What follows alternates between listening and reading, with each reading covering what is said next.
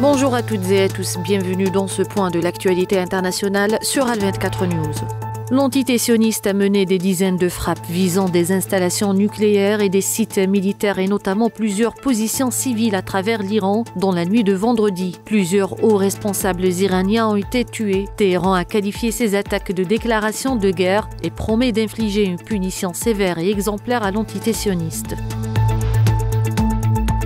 Par ailleurs, Donald Trump a exhorté aujourd'hui Téhéran, je cite, à conclure un accord avant qu'il ne reste plus rien, fin de citation, après les frappes sionistes en Iran, prévenant que les prochaines attaques seraient encore plus brutales.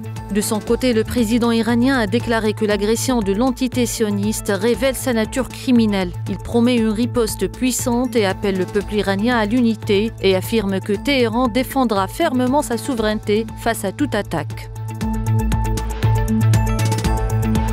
Les forces d'occupation sionistes ont forcé les fidèles palestiniens à quitter la mosquée Al-Aqsa al-Quds occupée après la prière de l'aube, leur interdisant de rester à l'intérieur avant d'en fermer toutes les portes. Cette fermeture survient simultanément à l'annonce par les forces d'occupation sionistes d'un blocus total imposé à l'ensemble de la Cisjordanie occupée, une première depuis la pandémie de Covid-19.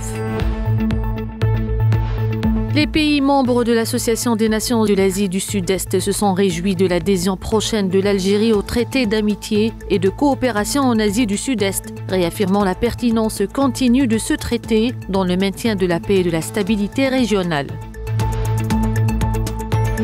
Et enfin, l'une des deux boîtes noires du Boeing 787 d'Air India qui s'est écrasée jeudi peu après son décollage de l'aéroport d'Ahmedabad dans le nord-ouest de l'Inde a été retrouvée. Le crash de l'appareil a fait au moins 265 morts, dont une vingtaine dans les bâtiments qu'il a percutés avant de s'embraser.